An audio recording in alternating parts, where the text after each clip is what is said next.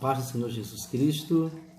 É um prazer estarmos de volta, trazendo mais uma meditação sobre a Palavra de Deus, dentro da Palavra de Deus, para o nosso enriquecimento intelectual e crescimento das nossas vidas diante de Deus.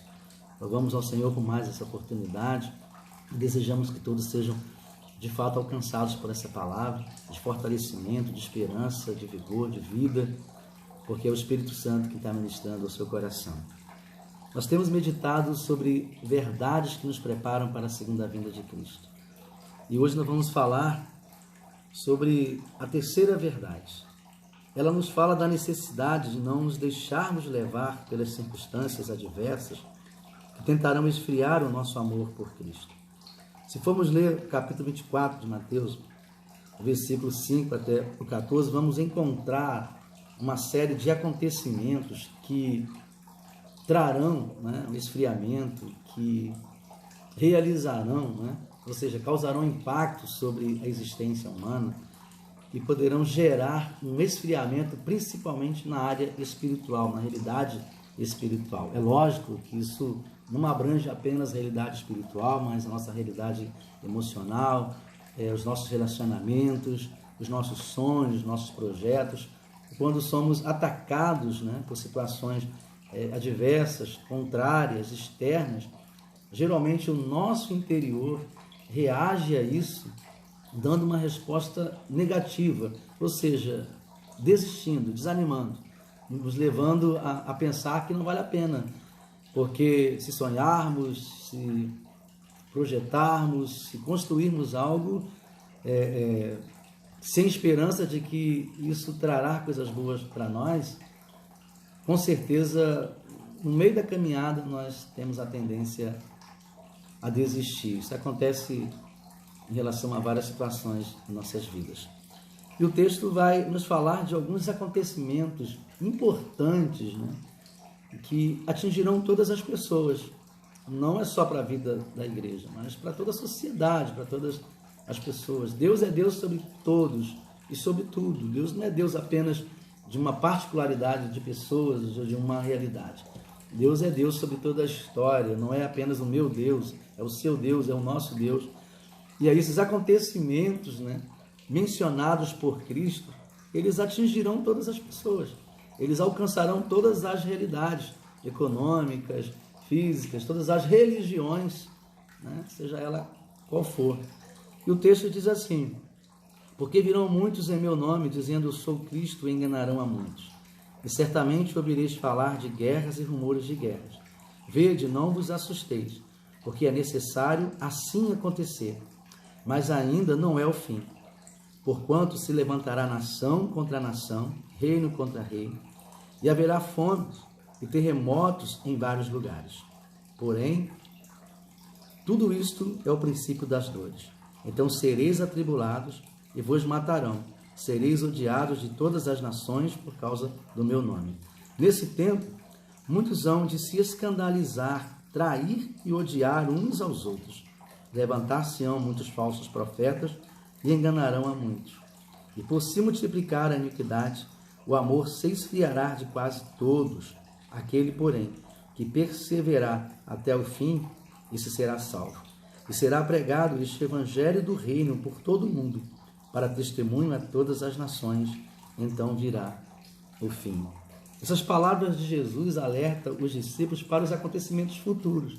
Eles ainda não estavam passando por algumas situações mencionadas aqui.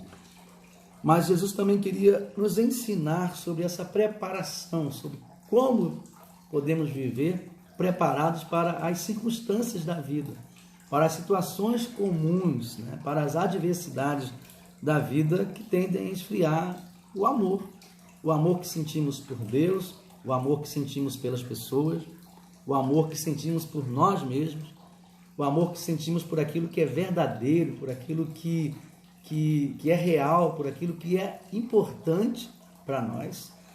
Muitos acontecimentos, eles vêm conspirando contra essa realidade. É lógico, estamos falando aqui como se esses acontecimentos fossem pessoas, não são pessoas, são acontecimentos, situações que envolvem pessoas, que envolvem uma série de questões, mas que juntos né? Eles cooperam para que haja um esfriamento do amor no mundo. É isso que temos percebido, o amor de muitos tem se esfriado. Principalmente o amor pela própria vida, o amor por Deus, o amor pelo Senhor Jesus Cristo. Então ele vai nos dar alguns alertas dentro dessa palavra. E o primeiro alerta é que não devemos ficar perplexos com os acontecimentos trágicos. Por quê? Porque eles são necessários. Se formos analisar o versículo 6, por exemplo, diz assim: certamente ouvireis falar de guerras e rumores de guerras. Vede, ninguém vos assusteis, porque é necessário assim acontecer, mas ainda não é o fim. Ou seja, muitos acontecimentos hoje, eles têm se multiplicado, até porque as nossas informações elas têm chegado muito rápido e todas as pessoas hoje, né, têm o direito, têm a liberdade de multiplicar essas informações, ou de dar uma opinião sobre determinadas coisas. E às vezes os acontecimentos eles vão aumentando, eles vão causando mais temor, mais apreensão, né? E aí uma história que é pequena se torna uma história grande, né?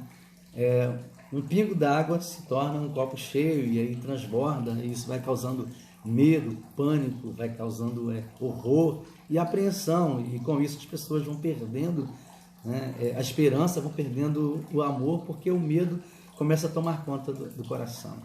Então nós temos ouvido bastante coisas a respeito de tudo hoje, principalmente de violência, guerra, enfermidades, dores, né? Até sobre o fim do mundo temos ouvido notícias. Muitas pessoas estão ficando apreensivas e a palavra de Deus diz assim: e certamente ouvireis falar de guerras e rumores de guerras. Vede, não vos assusteis.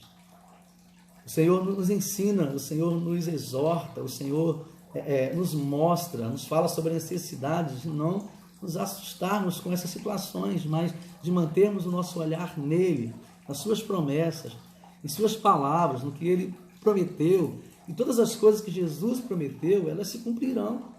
Não importa se aparentemente, né, as situações nos mostram algo contrário.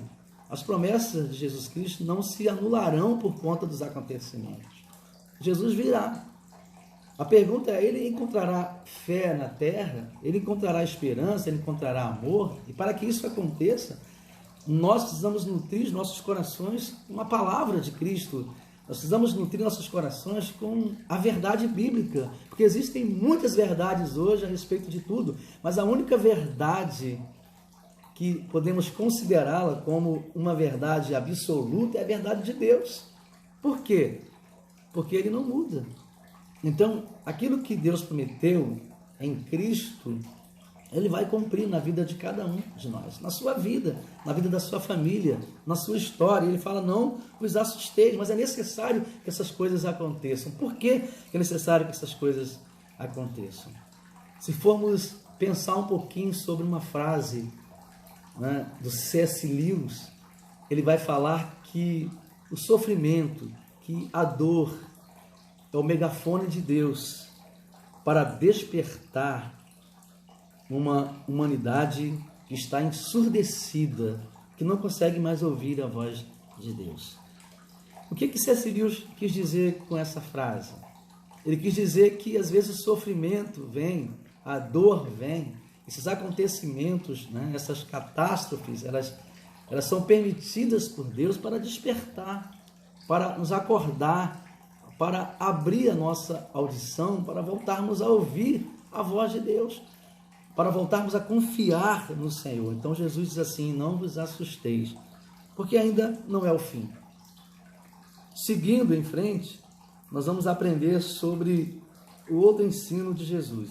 Ele vai dizer que não devemos concentrar a nossa visão em acontecimentos naturais, porque esses acontecimentos tiram a nossa esperança nele, nas suas promessas. Não devemos concentrar a nossa visão nos acontecimentos naturais. Está dizendo o seguinte: precisamos vê-los, precisamos analisá-los, mas não podemos concentrar a nossa visão, não podemos depositar a nossa fé e a nossa esperança naquilo que tem acontecido à nossa volta. Olha o versículo 7. Porquanto se levantará nação contra nação, reino contra reino, e haverá fomes e terremotos em vários lugares. Porém, tudo isso é o princípio das dores. Ou seja, havia uma promessa, né, de Cristo de que essas coisas aconteceriam, de que situações adversas, né, aconteceriam, mas elas não são inesperadas. E ele está dizendo com isso que nós não devemos concentrar os nossos olhos ou a nossa atenção nesses acontecimentos, porque eles são naturais, eles fazem parte da vida, eles fazem parte da história da humanidade. Enfermidades, guerras, rumores de guerras, conflitos, eles fazem parte de uma existência normal, de uma existência natural. Mas também as promessas de Deus fazem parte dessa existência natural. E aí, quando eu concentro a minha visão naquilo que pode tirar a minha esperança, a minha força, eu esqueço de me concentrar naquilo que pode me fortalecer, que pode me dar esperança, que pode me dar força. E às vezes eu nem uso, eu perco a capacidade de usar o que Deus me deu, o que Deus tem feito por mim, né? Eu perco a capacidade de analisar, de conceituar, de valorizar o que Deus tem feito por mim e me concentro nas situações adversas à minha volta. E aí, né, por causa dessa atenção exacerbada, dessa atenção, né, excessiva, eu acabo perdendo a visão das coisas que são mais importantes para mim. E enquanto a minha vida está acontecendo dentro de uma realidade à minha volta, eu estou olhando para o que está distante, para os rumores, para os acontecimentos que podem chegar até mim. E me esqueço de ver o que Deus está fazendo hoje na minha vida. Então é importante se voltar para a ação de Deus na minha vida, para a permissão de Deus no ter uma família, ter um trabalho, ter saúde, no despertar, e de poder usar tudo isso, concentrar essa visão para me levar à presença de Deus, para me levar à esperança em Deus. E aí Jesus chama a atenção dos seus discípulos, dizendo assim: não se concentrem nos acontecimentos naturais, porque eles são naturais, eles fazem parte da existência humana, mas põe os seus olhos no sobrenatural, não na fantasia, mas na ação de Deus, no poder de Deus. O apóstolo Paulo vai dizer que maior é o que está em nós do que o que está no mundo. Essa deve ser a visão daquele que tem esperança, daquele que mantém, né, a confiança na volta de Cristo. O terceiro ensino de Jesus é de que nós precisamos, né, de uma forma urgente, viver buscando, né, ser honrado ou ser reconhecido na presença de Deus ou por Deus, e não termos a necessidade de uma autoafirmação, ou de que tudo à nossa volta esteja acontecendo de acordo com o que nós pensamos, porque isso leva a uma decepção, leva a um enfraquecimento e leva à perda de uma esperança ou de uma preparação para a segunda volta de Cristo. No capítulo 24 de Mateus, ainda no versículo 9 a 10, diz assim: então sereis atribulados e vos matarão, sereis odiados de todas as nações, por causa do meu nome. Nesse tempo, muitos hão de se escandalizar, trair e odiar uns aos outros. O ódio hoje, a traição, o sofrimento, né, ele é tão comum e, na maioria das vezes, né, porque são potencializados pelos problemas criados por nós mesmos. A nossa mente, nosso coração acaba criando problemas, acaba,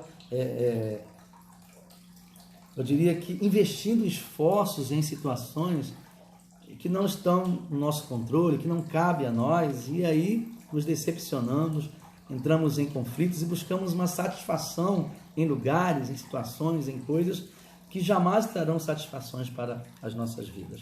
O apóstolo Paulo, na sua primeira carta aos Coríntios, capítulo 15, versículo 19, tem uma palavra muito importante para nós. E essa palavra, ela vai de encontro, né? Ela fortalece, ela fundamenta o que temos falado aqui neste momento. Diz assim: se a nossa esperança em Cristo se limita apenas a esta vida, somos os mais infelizes de todos os homens.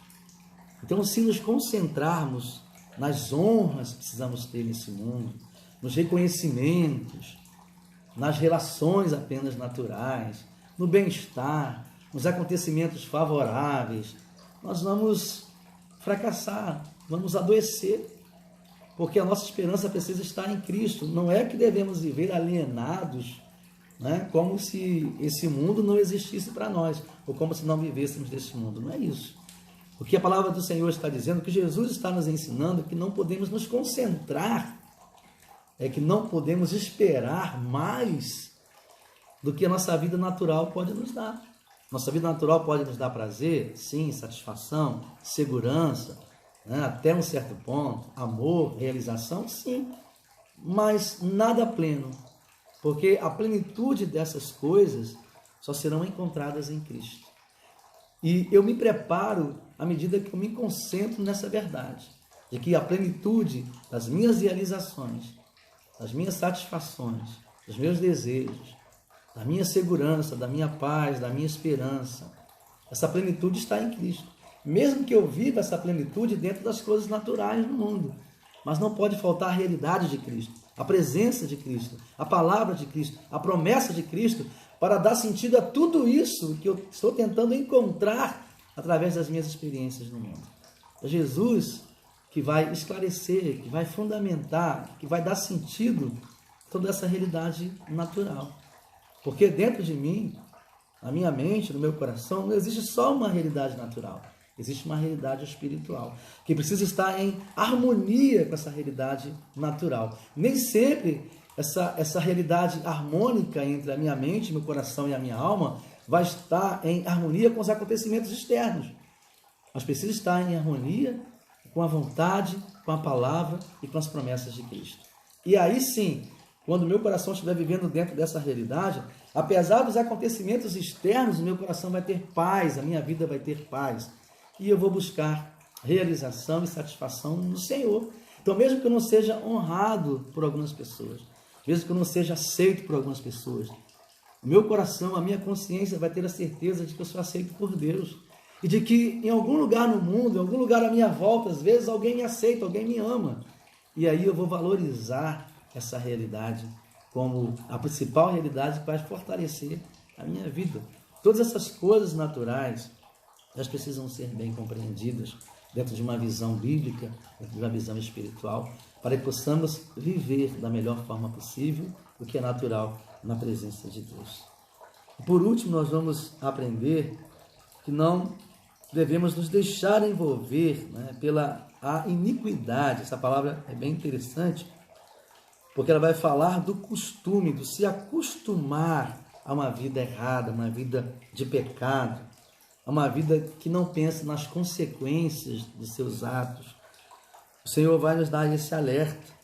No versículo 12, assim, por se multiplicar a iniquidade, é como se fosse uma força, é como se fosse uma energia, é como se fosse uma pulsão, como se fosse um impulso, né, que paira sobre a nossa realidade de vida hoje, levando cada pessoa ao erro, dizendo que o erro, dizendo que o pecado, dizendo que as falhas que nós cometemos, elas não terão nenhuma consequência sobre as nossas vidas, não trarão nenhuma consequência sobre as nossas vidas.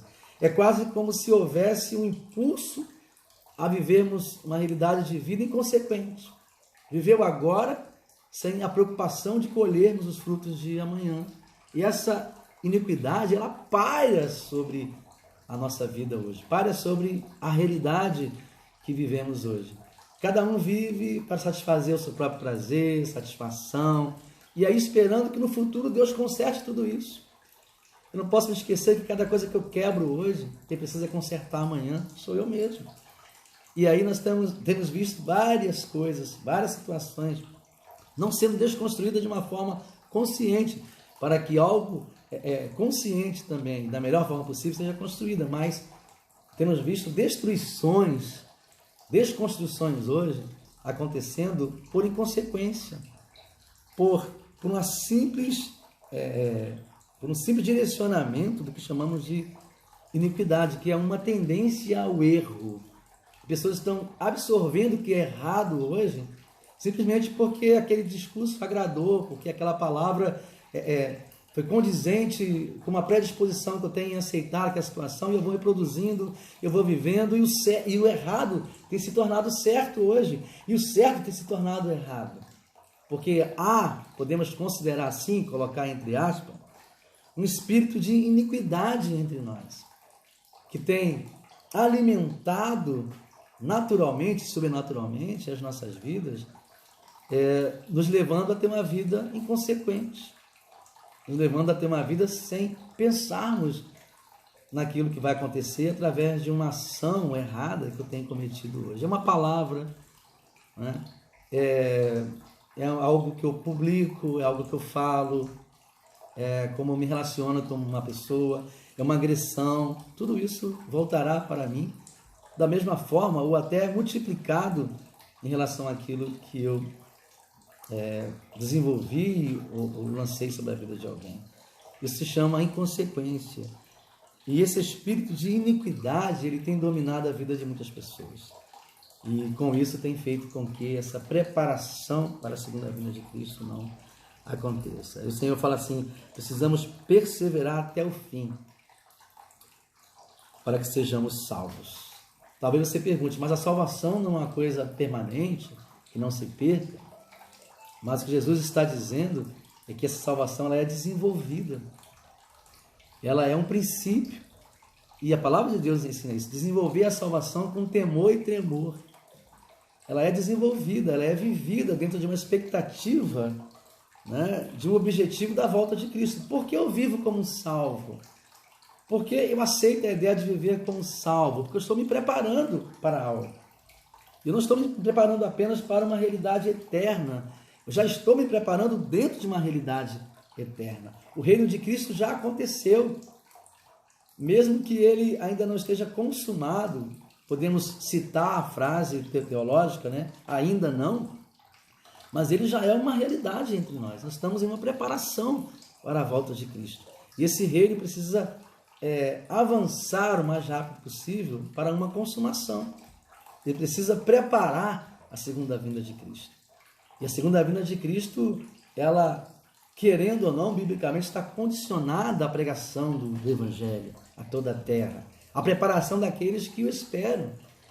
E o Senhor nos exorta, como ele exortou aos seus discípulos, dizendo que devemos estar preparados. E em nome de Jesus, essa preparação envolve a perseverança, a não desistirmos, a não desanimarmos, a não deixarmos que o amor de Deus se esfrie em nossos corações. Eu não sei que situação você tem passado nesses dias, eu não sei que tipo de situação, não sei o que envolve, né, aquilo que tem esfriado o seu amor, a sua esperança, aquilo que tem levado você a pensar em desistir daquilo que é importante para você. Mas a palavra de Deus neste momento para o seu coração, para o meu coração, para os nossos corações não perca a esperança, não perca a vontade, não perca o vigor, não deixe de se preparar, continue, prevaleça, compreenda que todos esses acontecimentos, sejam eles que produzem sofrimento ou dor, como disse o C.S. Lewis, eles não são apenas para castigar a sua vida ou para fazer você desanimar, mas eles são para despertar o seu coração e o meu coração para uma realidade maior, que é a realidade da volta de Cristo. Que o Senhor, através da ação do Espírito Santo, esteja te preparando e me preparando para essa realidade, e que essa verdade alcance todas as áreas das nossas vidas, trazendo paz, trazendo realização, trazendo certeza de que viver no Senhor, viver pelo Senhor, viver para o Senhor, é de fato o princípio que vai levar nossos corações a uma realidade que vai trazer uma satisfação plena para dentro de nós. O Senhor nos abençoe, em nome de Jesus.